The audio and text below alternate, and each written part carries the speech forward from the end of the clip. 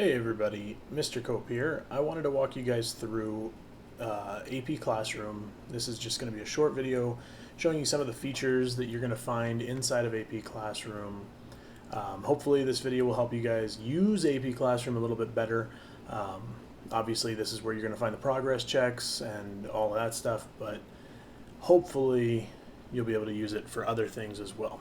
So the first things first, we'll start over here. The sidebar over here is going to show you all of the information for course resources all the way to my assignments and my reports.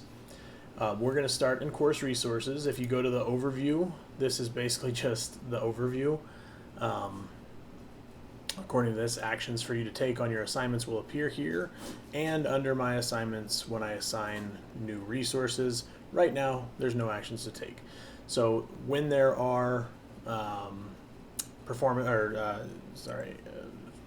when there are progress checks available, they will be posted here, is my assumption. But we're going to jump right into Unit 1. So Unit 1, this is all of the units, by the way, for the whole course. Inside of Unit 1, what you're going to find is each of the topics. And the first topic is going to start opened, but I'm going to close it just for now. So these are all the topics, and at the very bottom you'll find the progress check. So the biggest thing here is you get an opportunity to kind of understand how the course is broken down. These are the 11 topics that we learned this unit, for Unit 1 at least. But you can also click on this little 1A over here, and this 1A is the skill. So this is the skill that's attached to the topic. And what skills are, there's a shorter list of skills throughout the course that are going to always continually be assessed. So you will see 1A multiple times. 1A is just to explain environmental concepts, processes, and models presented in written format. That's a skill. That's something that I can assess that you can or cannot do. So those are what the little 1A or 2Bs are for, just so you are aware. You can expand all if you really want to. The big resource here is that if you click on 1.1 or 1.2, you're going to be given the AP daily videos. These daily videos are roughly 10-minute videos covering the topics. So there are actually 3 videos for 1.1, so it's about 30 minutes worth of content here. Now, I am not requiring you to watch these videos. I have the Edpuzzle videos. I think the lecture videos that I have in Edpuzzle are a little more personable because it's me, and I feel like I'm able to explain some things a little bit differently. But if you need extra practice, need extra lecture, need extra time, whatever it is, these videos are available to you, and you just have to click on the video and it will open it up like this. So the video would be in here. You can see it's a 10-minute video, but all of the daily videos are available down here. You can go to the next one, so you can see 10 minutes for the first one, 9.5 minutes for the second one, third one's another 9 minutes, and then it goes to topic 2, 1.2. So some of them are a little bit shorter. Look at that. Maybe they got shorter as they went, but these are presented by other AP environmental science teachers throughout the country. They basically give their own lecture and different opportunities to look at some of the things that they're going to go over. They really break down the topics for you, so if you're not sure about that, you can always watch these videos. Again, I am not going to require you to watch these. These are definitely extra help if you need it. Now, with that being said, you will find those videos for every topic for each unit throughout the year. The big thing down here is the progress check, and this is something that I assigned for Unit 1, but I didn't make required. So I just kind of told you, hey, if you want an extra practice test before the test, it's available on College Board's website. So far, not many of you have taken me up on that offer, which means starting in Unit 2, I am going to require these, and they're going to be a you did it or you didn't kind of thing. So the reason that I want you guys doing these is because it helps you understand which topics you need to spend more time on. It helps me understand maybe we didn't spend enough time on something, or maybe we completely missed something because there was a smoke day and I just forgot about it. Whatever it is, it's going to make it so that we can all do better together. So when you click on the progress check, you're going to be brought to this little window down here. You can see MCQ, that's multiple choice questions, and FRQ, free response questions. There are free response question progress checks for all the units. I don't assign them on here because I think there's a little more value for us to do them in class, so we do them in class. That's the only reason that you will always see this little lock icon. It just means that I haven't assigned it, and that's because we're going to do those things in class instead. So if you really want more FRQ practice, if you're looking for more FRQ practice, let me know. I will gladly give you more resources. I can give you these FRQs, I can give you the scoring rubrics, but we will have plenty of time to practice with FRQs. Now, the student that I'm looking at right now has already finished the multiple choice questions, and they can actually see their score over here. It's an 18 out of 33. That line right there gives you an idea of where you are. If you're all the way over here, you got every question right. If you're all the way over here, you got no questions right. Right in the middle, in the green area, because remember on the AP exam, a 50% or higher typically equates to a 3, which would be college credit, so it's green. But I'm assuming if I were this student, I wouldn't be super stoked on this score, which is okay. Now, if that student clicks on that MCQ, they're going to be brought to the multiple choice results overview page. And again, it shows you that graph, but it also shows you all the topics. So we're looking at the topics and skills first. And now it actually reads out what the skills are and the topic and how you did in each of the topics. Now, for reassessment purposes, this is something that would be very helpful for you, because you can now look at this and say, hey, I got a 0 out of 3 on the phosphorus cycle. Obviously, that's something I need to revisit, study a little bit more on, so that I'm ready to do well on that part of the exam. You can also see the skill, so explaining the relationships between different characteristics of environmental concepts, processes, or models represented visually in theoretical contexts and in applied contexts. So that just gives you that breakdown. If you click on the 0 out of 3 over here, it's actually going to open up. If it might take a second, because sometimes it's slower than other times. It worked, of course, very quickly the first time I went through this, but right now it doesn't seem to want to. Well, when you click on this, what it should do, if it's working, is it'll show you the question numbers that are tied to those 3 points, because 0 out of 3 means 3 questions were wrong.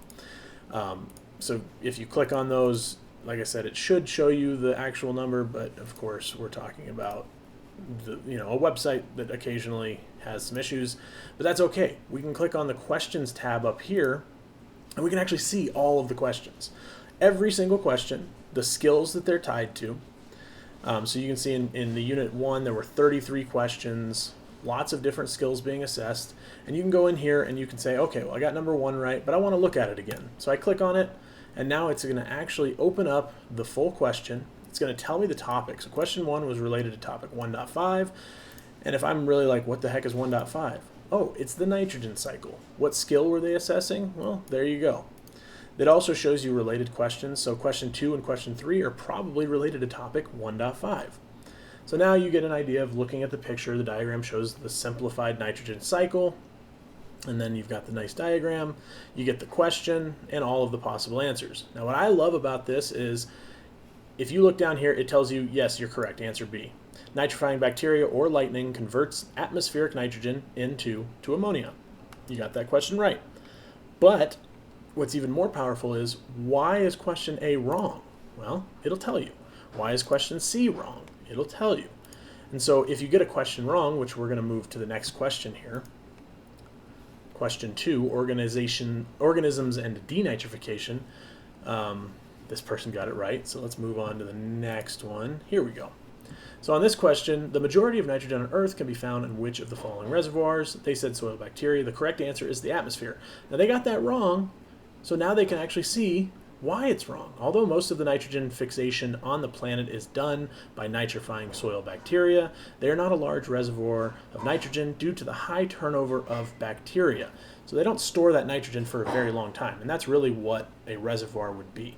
Is we're looking at a reservoir that holds it for a long period of time. The atmosphere holds the most of our nitrogen on the world, and that's why that question is right. If you selected it, the largest reservoir of nitrogen is in the atmosphere, which is about 80% free nitrogen and contains 3,870,000,000 tetragrams of nitrogen. That's a lot. That's a lot of nitrogen.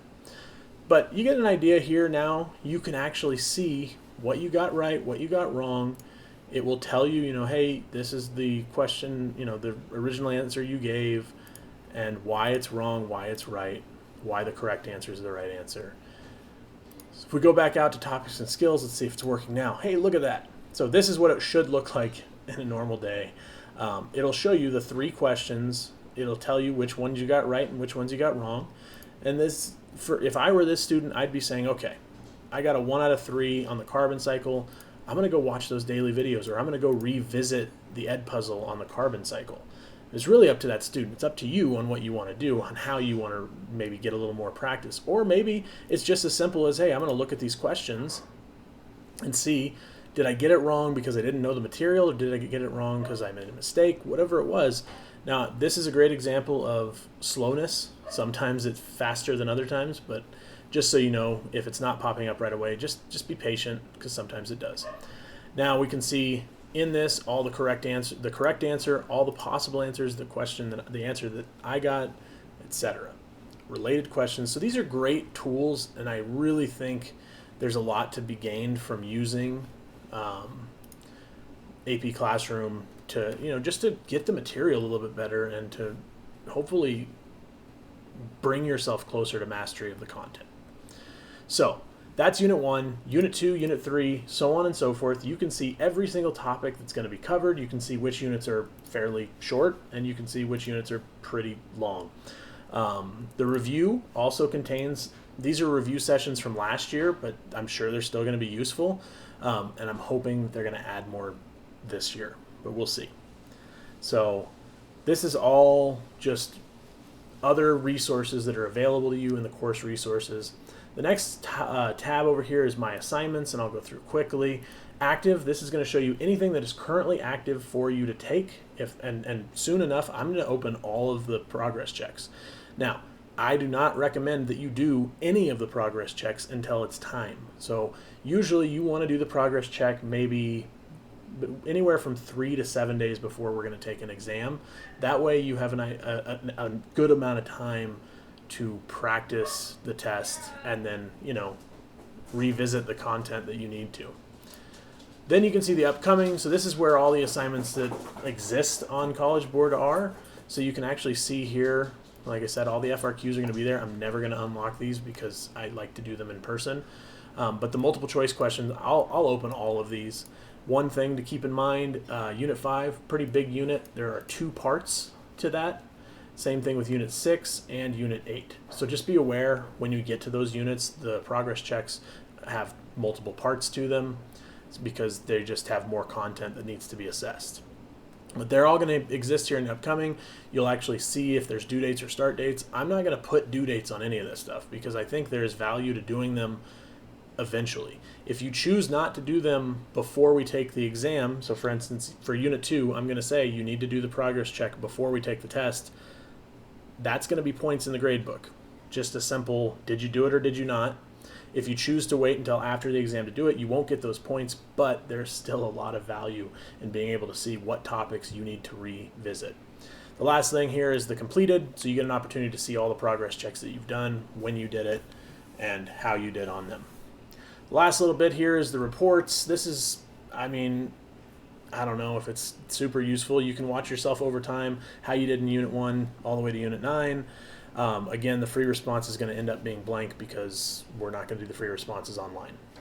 But from here, you can also open up any of the multiple choices back from here. So there's multiple ways where you can go and look at your results so that you know what to study. I really hope the video is useful to you guys. That's why I'm making it a required almost 15-minute video for you guys to watch. I more importantly hope that the use of AP Classroom is something that you guys will find value in, because I really think these are resources that, they didn't exist 2 years ago. And I think they will help you succeed a lot more in this class because you get an idea of all of the standards, all the topics, and you really get to kind of be very specific and deliberate about how you are studying for tests and how you are preparing for the assessments so that you're mastering the content. If you have any questions for me, shoot me an email, message on Teams. If not, I hope you use this. And Unit 2 is going to have a required progress check, so stay tuned for that.